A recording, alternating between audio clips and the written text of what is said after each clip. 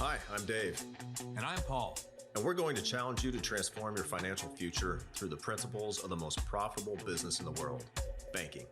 We believe everyone should be involved in two businesses, the business that you're in and the banking business.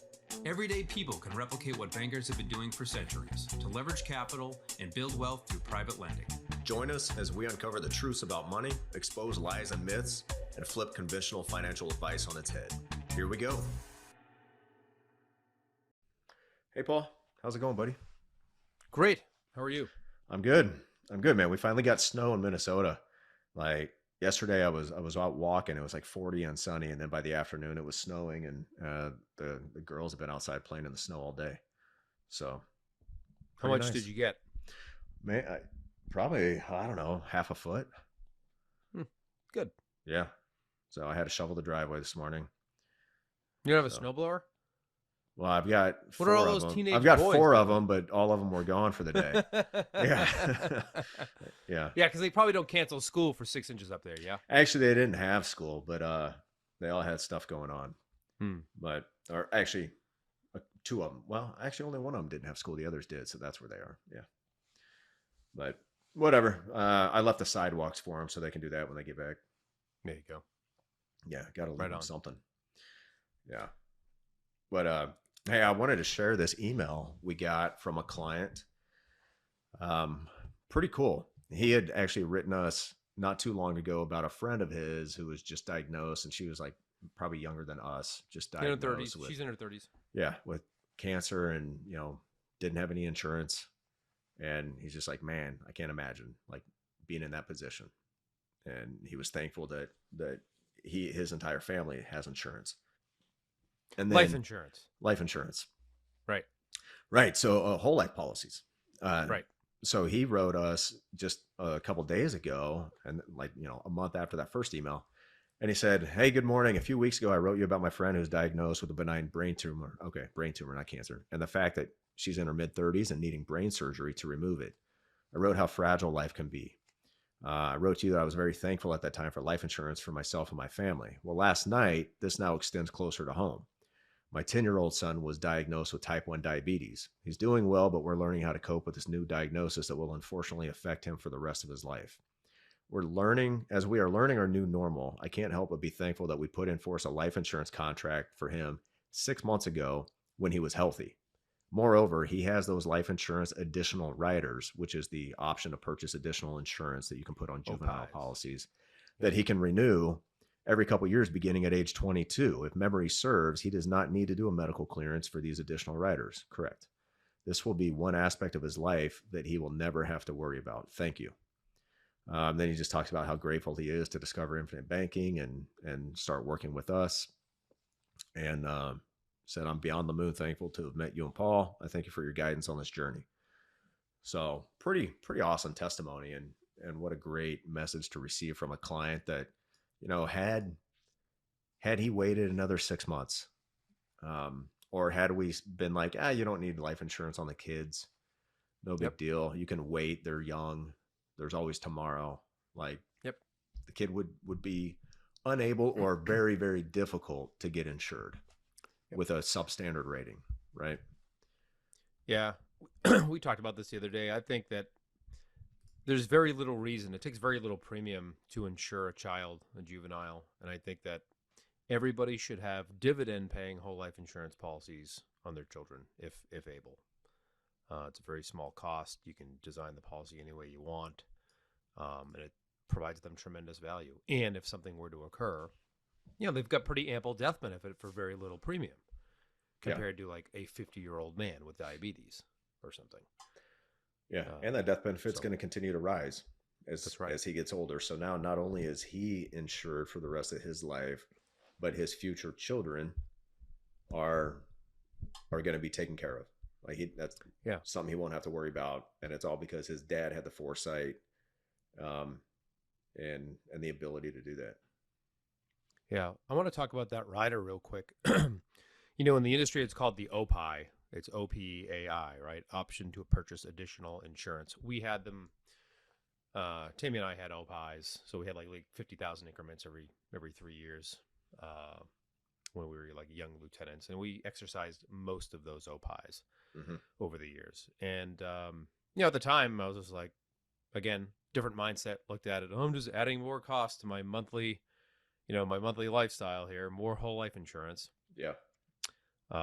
But in this case, with the right product, with dividend paying whole life, and being able to add that insurance without a, let's face it, best case table F rider or table F rating, excuse me, as a type 1 diabetic or on insulin diabetic, it's, my gosh. So appreciate the email, and just so thankful that it worked out. And again, Dave, that's one of those stories that you never hear from these these financial entertainers. It's always going to be great. Just buy term and invest the difference. And we've brought up a few cases lately where that would have led to failure. Yeah. In unnecessary pain for a family. And I'm sure it often does, because it's a stupid idea. But Yeah. here we are. Yeah, it would.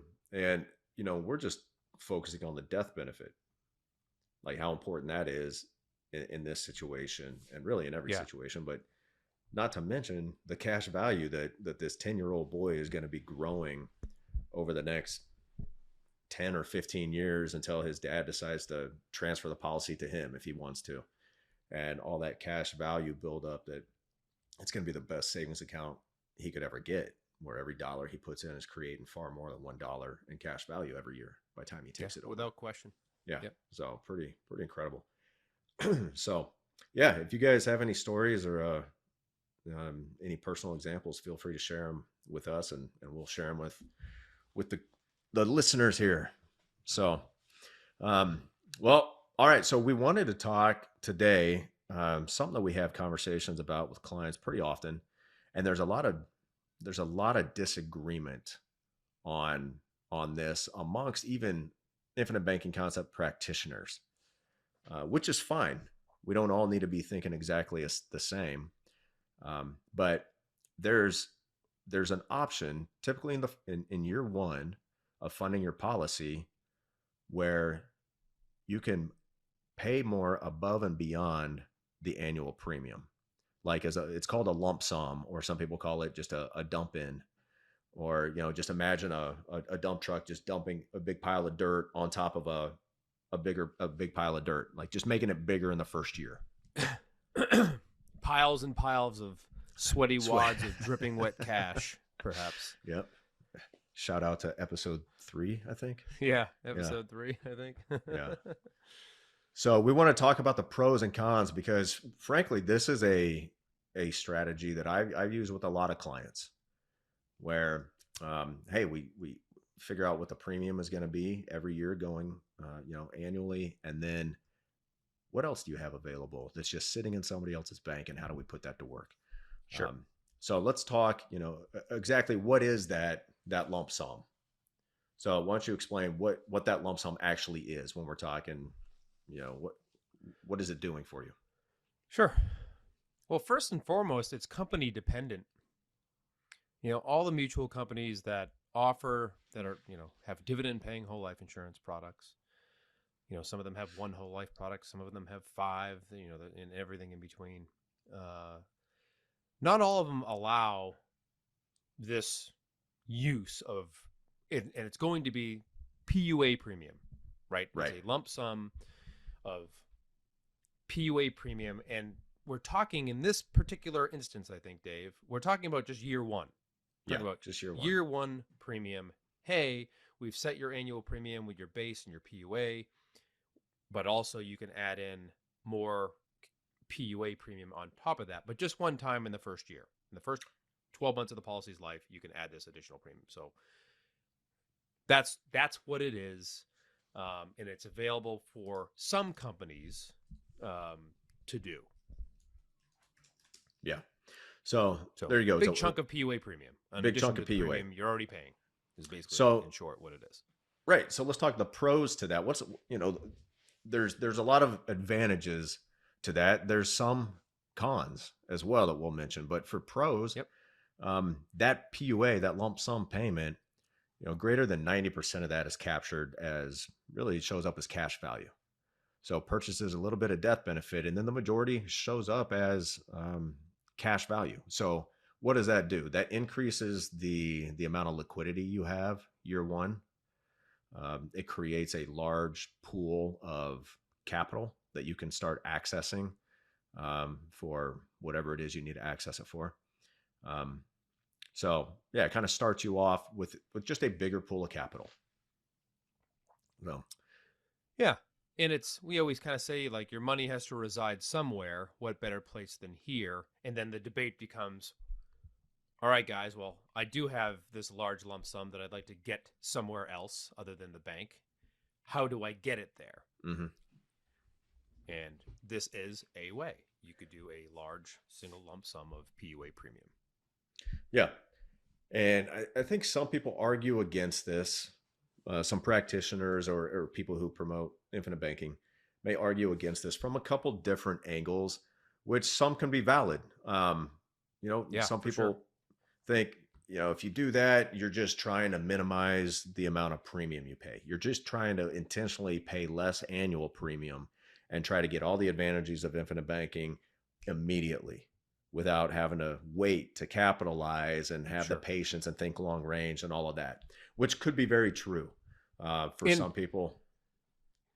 yeah, and it's very true out in the wide, wide world of Financial people entertainers. quote doing infinite banking, right? Right. They're not doing IBC, they're doing something else, but it's promoted as dump all the money in here, squeeze the base down to almost nothing so that, 2 weeks from now you can take it all back out and go, put money into that apartment complex deal or whatever. Right. Exactly. So it gets it's promoted poorly. It's a poor use of how to get people interested in infinite banking. Right. They focus on the number, the liquidity, the That amount. early liquidity. Exactly. Yeah, it's a marketing ploy. Yeah. And, they'll argue that it's not, but it is. Yeah. So I think that's where a lot of practitioners and people who remain true to infinite banking have a bad taste in their mouth about this strategy, about using that lump sum feature, because they think that's what people are looking for. And maybe that is, in their experience, what people are looking for when they ask to do that. In my experience, I've had very few people that I've ever talked to that became clients who even knew that that was a strategy, Sure. that you could add more Right. than the annual premium, until I brought it up because their situation, it made sense. Sure. A lot of people, they'll bring up the the 1090, right? Or sometimes called the 90-10, depending. I always put the base first, then the PUA, so 10 base, 90 PUA. Yeah. I think it makes more sense doing that. But and I think that's kind of where that viewpoint comes from is, I break even in year 3 versus year 5 or whatever, or year Yeah. 10, or that's the only argument that matters is when does the policy start breaking even, and then what does it cumulatively break even. Right. I don't remember Nelson mentioning that at all in the 92 pages of Becoming Your Own Banker, but I guess maybe he was just too old fashioned and not advanced enough to notice. Yeah. Yeah. says some people. Yeah. So my biggest positive for implementing the strategy is the fact that, like you said, your money has to reside somewhere, which is what Nelson said. So if it's not residing in your policy, then my assumption is it's residing in somebody else's bank. Right. And if this is a way to get that cash into your policy right away, instead of it residing in somebody else's bank, then I'm all for it, assuming that they're not trying to minimize the amount of premium they pay, by just overfunding with a big lump sum in the first year. So, and you Yeah. also, when you take that money out of somebody else's bank, you're removing cash from the fractional reserve banking system, right? So those banks no longer have the ability to 10x your money out of thin air and loan it to somebody else. So you're Right. doing a benefit for the whole country. Yeah, by you're moving no that. longer contributing to the problem as much, are you? Right. Exactly. Right. Yep. Yeah. So I like capturing cash permanently in my policy before I spend it. So if I had, well, let's go back to the premium, because like I said, the big con for most practitioners is that people are trying to minimize the premium. I think you and I are Yep. both all on the same page where the first place we start is let's figure out what annual premium you're going to commit Is to every year. appropriate. That's right. Yeah, Yep. what's appropriate for you, what's manageable, what's meaningful. Yeah.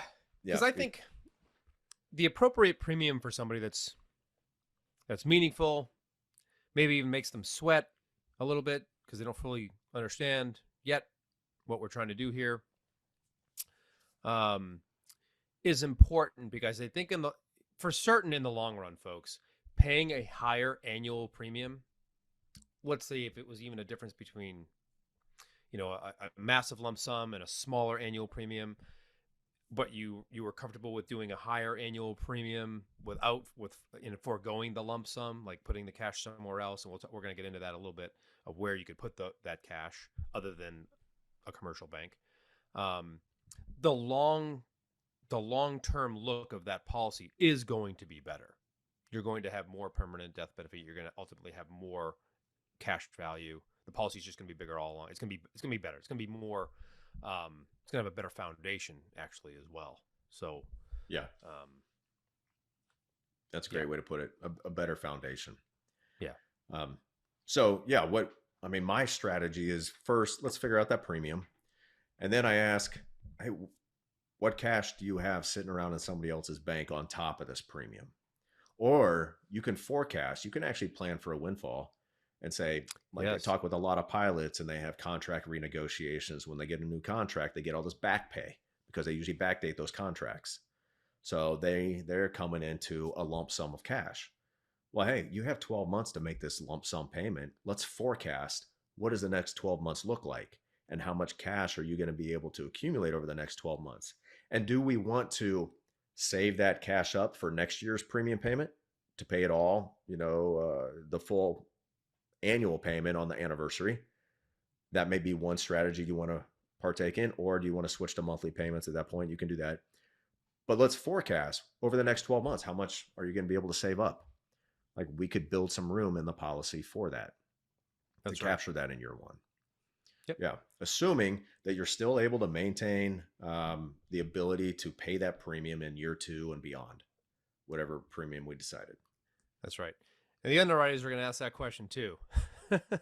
Yeah. They Where want to is this know that premium coming from? I noticed that the premium that you have set is beyond 20% of this person's, you know, liquid net at worth least, or, yeah, yeah. or their annual income, right? So, Yeah. uh, so, so obviously, the premium is going to be set appropriately for your income level anyway. Yeah. Um, And there yeah, are there are restrictions on how much you can pay and how much you can add as a lump sum, having to do with your annual pay and your liquid net worth. right. But we don't need to get into those details. Yeah, Typically, if you got some extra cash laying around in somebody else's bank, my recommendation more often than not is let's move that into your policy because now your dollars have run through your policy before you go use them for someone else. yeah, and you've addressed, you've got a death benefit need, perhaps not every. I should say that you're not buying life insurance without death benefit, but maybe there's an additional death benefit need that you have. Like, hey, I'd like to be at this level right out of the gate, and maybe this person doesn't want to have a separate term policy for whatever reason. People like things neat and tidy. I want one policy that I can just look at, and as understanding increases, then they can expand and adjust as the years tick by. But Right.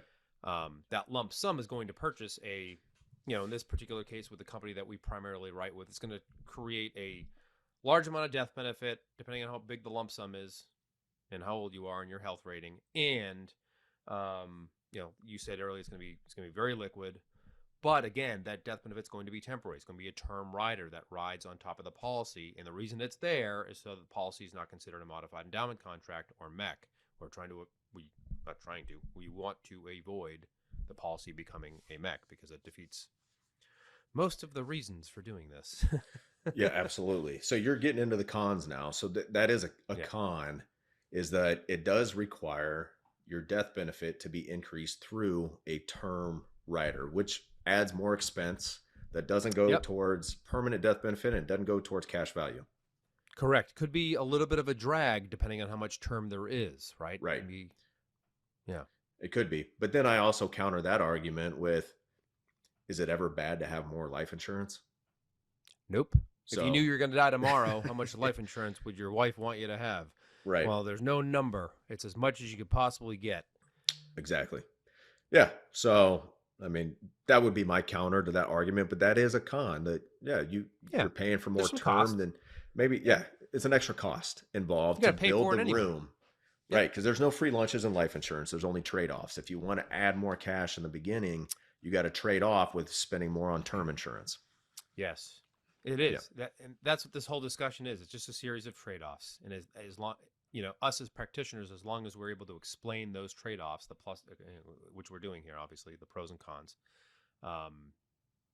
So, yeah, it's really, it depends. This whole thing, it depends. It depends. Yeah, exactly. And it's not a one size fits all. And Right. anybody who is adamantly against or for one, this aspect, this strategy, the lump sum, then I'd question them because they're thinking one size fits all. That's my opinion. I think there's a case that could be made for either side in any given situation, but it's all up to it's dependent on your situation. Right.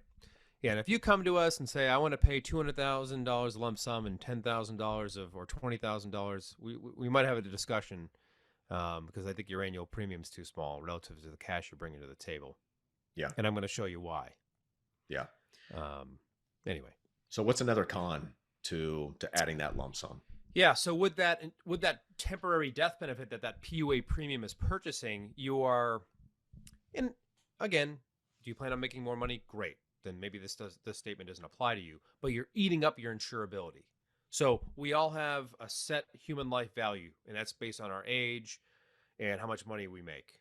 And they'll generally, if you're asking for huge policies, they're looking for tax returns and stuff like that. But generally for people, hey, what's your income? What's the last year's income, this year's income? Okay, average that out, and over the next year, 30 years old. So over the next 35 years, your human life value is 35 times whatever your annual income is. So Yeah. by constantly buying high PUA policies, you're buying a crap load of temporary death benefit, and you're eating up your insurability, so that it could happen where you go to expand your system to accommodate more income, perhaps, or maybe a windfall that you didn't anticipate. And Right. now this company won't write more insurance on you. Yeah. And Or any company because you're, or any company. yeah, Because they ask. you've for hit your existing- human life value. That's right. So, Yeah. so that is a con. Yep. Right. We want to be able to expand our system when we want to expand our system. Yeah. See Okay. our episode on convertible term for that one. Yeah. I want to say 18, but I'm not quite sure. I think another con is, like we kind of already mentioned, it could promote poor habits.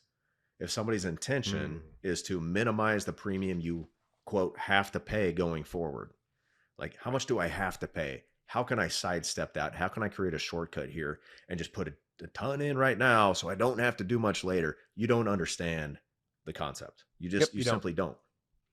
Nope. You're violating several rules. Think long range. Don't be afraid to capitalize. And you're probably going to steal the P's. Yeah, probably. Probably. Right. Yeah. So, but we would figure that out in the first conversation, Yeah. whether that was the situation or not, and then Yeah. advise you to get more educated. Yep. Yeah. We personally have a problem with all of that. And, I guess you get to a certain point where it matters because we know what right looks like, I think, Dave, and it matters. Your policy design matters, despite what some people might say. It's important. Your ability to pay future PUA premium is directly correlated to how much base premium you're paying every year. Yeah. If you don't pay any base, you're going to restrict how much PUA you can pay over the long term, which defeats, I don't know, to me, it defeats the purpose of being able to pay a premium, but whatever. Right. Because 10 years from now, are you still going to be are you still going to be making an income? You're going to be bringing money in 10 years from now? Is it going to be less or more than you're making right now? Like in my case, it's going to be more than I'm making right now. And yes, I'm going to be bringing in an income 10 years from now. So I want the ability to pay a lot of premium at that point. Yes. Um, And I want to not have to keep going through underwriting all the time. right. Which is why we both have pretty large convertible term policies that we can start picking off that death benefit and create new whole life policies whenever we need to Mm-hmm. without having to go through underwriting. So that's a big time saver Yep. and a big, uh, we transfer the risk to the company once again of our health declining. Yeah, it's almost like that's like the whole idea of insurance is to transfer risk, I think. I 100% read that. I heard that somewhere. risk transfer. Somebody's taking the risk in this equation. It's not us. Yeah, that's right. Yeah. So, one other con is if you use all this PUA room up at the beginning, you're going to have less PUA room later on because the policies are mech tested, and eventually you're going to hit the point where, hey, if you put any more PUA in, you're going to mech the policy, so it gets cut down. So you Right. kind of, and I think we hit on that where you may have less ability to fund premium later on because you used it up in the beginning. Yeah, and I think for people practicing IBC, you get accustomed to this lifestyle of paying high premium relative to your income. And I feel like it's going to be a disappointment once you're no longer able to pay that premium. Right? We have some clients that pay some fairly substantial premiums, six-figure premiums, and it doesn't matter. Add as many zeros as you want. It's all relative to where you are in life. Right. But if you go from being able to pay X premium and now you can only pay, 20% of that entire premium, now you're going to be looking for, where do I put this money? Yeah. Now you're starting from scratch. So anyway. Yep. Then you start from scratch, but you'll likely have plenty of insurable interest that you could still do this. Sure. Of course. Even if it's not on you. So, what this comes down to in my mind is what's the most productive use of your capital? So you got all this money sitting in somebody else's bank. Maybe you got 100 grand saved up, but you're not able to fund $100,000 every year for the ongoing from, here forward, right? That would be a stretch, but you have the ability to fund 50,000 a year every year. Okay. So we design the policy around 50,000 a year. And then with that extra 50 that's hanging out in the bank, we could look at what does that do if we add that to this policy through the lump sum feature in year one. Yep. So, yeah, and there's things that we can do, folks, when we're designing these to kind of offset that term drag that we talked about. Maintaining the ability to pay that higher premium for as long as possible. So there are things that we can do. So don't think that we're saying, if you have a lump sum, this is like the worst thing ever. It's a great problem to have. It's just we're going to lay out the options for you on, hey, here's some things that you can do. Here's a way, here's another way, and here's the pluses and minuses of both. And we will do that as we do. Yeah. And we'll give you a recommendation for your situation. Here's what I recommend. Sure. Yeah. And then we can figure it out together. Right. So now we talked about, your money's either in your policy or it's in somebody else's bank. Now there is a way that you can actually put all of that money with the insurance company, even if it doesn't go into your policy right away. Right. Now, and what do we refer to that as? Yeah. So some of the companies, or maybe even most of them, have something called a premium deposit fund. And there's various types and they function in various ways depending on, but the one that we're going to refer to is from a specific company. And they have something called the PDF Max, and where you can get 10 years of illustrated premium into a policy right up front. And that thing is currently paying 5%. But basically what it does is it gives you a discount gives you more bang for your buck. So given a certain premium dollar, you're going to end up with more death benefit than you would have, I guess, for the same dollar, because you're giving that money all right now. And the company likes that, right? Because they can put that money to work. So you benefit tremendously for that. There's a good article out there that we can maybe link about it. Yeah, if that's something. Sure, if that's something that might fit your situation. And so let's say you had $1 million, or call it $100,000, right? And you're like, well, I'm going to do 10,000 a year because that's really what what I qualify for. I've saved up, or I just have a windfall of $100,000. You could put all 100,000 into the PDF writer, the premium Mm-hmm. deposit fund. It's kind of like putting it in a savings account, and the company will draft from that account every single year to pay your premium for 10 full years. So you don't pay anything else out of pocket. It all comes from that account. But Correct. really, what's going to happen, it's probably going to be at the end of 10 years, you're probably going to get more like $125,000 of premium, because you earn 5%, like Paul said, but it's kind of like you earn, in quotes, your earnings comes in the form of discounted premium. So your premium is cheaper. Therefore, you can get the same amount of death benefit, or you can put more money into there over that 10 years than what you put into that PDF account. So like I said, you Yeah. put 100K in there, that might feed you a premium of 12,000 a year for 10 years. Yeah. Just more bang for your buck. More bang for your buck. Otherwise, there's no reason we wouldn't be talking about it. It Right. looks great. Otherwise, it wouldn't make sense. Right. But it looks fantastic. yeah, so I had an example, and this is not for everybody. I'd say Right. It's rare. It's rare. I'd say it's Maybe rare one, when I would one out of recommend it. 1 in 100, maybe. Yeah, it's Right? rare. Like it's So it could be, maybe you have a big lump sum. You just had a windfall, or sold a business, sold a business, sold an some real asset. estate. Yeah, and you've got a lot of money. Well, you want to fund this policy, but your cash flow situation year to year is still kind of tight. Well, instead of putting whatever that windfall you have, and you have a lot of options on where to put that. But let's say you decide, hey, I really want to get behind this IBC concept, but I don't want to have to pay out of pocket every single year right now. So for the first 10 years, I'm going to put this chunk over into this account and let that pay. And then by year 11, I'll be in a position where I can start funding that premium. Or year 11, maybe my dividends cover the minimum required premium anyway, and I still don't have to pay anything out of pocket. Yeah, and they will. Yeah, they typically will. Yep. It's not guaranteed. Dividends aren't guaranteed, but history says, yeah, that should be able to More cover likely your than minimum not. premium. Yeah. Yeah. Yeah. It's a great, and I know you just did one, Dave, which is fantastic. And it's, like I said, it's a rare usage. But I think in a certain instance, it's a great option.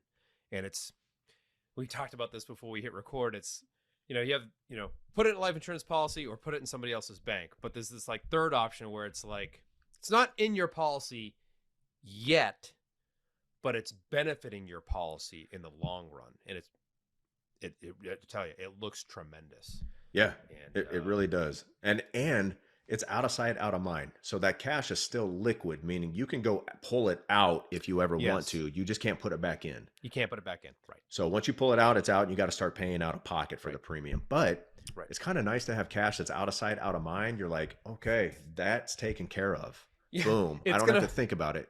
Yeah. And it's going to prevent me from doing dumb things. It's going to I don't prevent mean me, Parkinson's just- law. And Parkinson's law from just creeping in like, ooh, look at that shiny object over there, or this opportunity. Yeah. Yeah. Everything's an opportunity. Yeah. But yeah, it does, because now you don't have $100,000 sitting in a checking account that you can log in and look at daily and be like, I got that $100,000. I'll just take the peas out the back door, and I'm sure I'll make up for it later. I'll repay it later. No, you won't. Right. So It'd be interesting to know how many people, how often that specific rider gets used. It can't be much. But I mean, I'd say you're probably right. 1 out of 100. That sounds about right for me. With my clients, one example, somebody who's nearing retirement, they just sold a house and they have a ton of, equity in that house, and maybe they're going to downsize or go, live in their RV. cabin or their RV, go travel the country. And they're conservative, very conservative. They don't want to put it on the market. They're not big investors. They're not involved in real estate or anything else like that. This is a great option for them, because not only is that funding their premium, but every year it funds their premium, they have access to the cash value that just created if they need it for anything. Yeah, of course. So, yep. Yeah. Great option for IBC for sure. Yeah. In certain cases. Yeah. Yeah. So if you guys want to learn But more about that, just hit us up. I do like it as just an alternative to creating a ton of term insurance with a massive, massive lump sum onto a policy. I think it is a great alternative to at least explore with somebody to, hey, this is how you can get money with the life insurance company, and set it and forget it. So Yeah. Right. So yeah, different scenarios require different strategies. So it's not one size fits all. It's not a yes for everybody. It's not a no for everybody. So we're not dogmatic about it one way or the other. It depends on your situation. yeah, for sure. We'll lay out the pros and cons for you, or you could listen to this episode and we'll see if it works out. Yeah. So all right. Well, I think that covered it. So cool. Maybe next week you can give us an update on the construction loan. See if the battle of the banks has made a decision for Yeah, you. it's getting close, man. I had a conversation with one of them today who I want to give my business. Yeah. And I told him that. I said, but in the end, I'm going to do what's best for me and my family. But I told him I he's a professional, and it's rare nowadays to run into a professional. Yeah. Does that make sense? Like, yeah, that you're like, wow, he's good at his job. It's incredible. That's sad that it's a surprise when people are good at their jobs now. Yeah, I know. I've been lucky in the past. Our water softener. This brings up a memory of our water softener reverse osmosis guy in El Paso, Texas. The guy who introduced Tammy and I to that life. Which, folks, if you don't have a water softener or reverse osmosis, your water's terrible. I need to talk to you. You're such a water snob. I need to talk to you about the reverse osmosis, though. You can't live without it. Let's talk offline. But anyway, professional. So yeah. At any rate, thanks. And those are the kind of people you want to recommend. Yes, right? Absolutely. I'm not getting paid by Puronics or whoever. Yeah. And those are those are the best clients, the referral clients. That's right. So, all right. Well, cool. We'll talk to you guys next week. And until then, control your capital.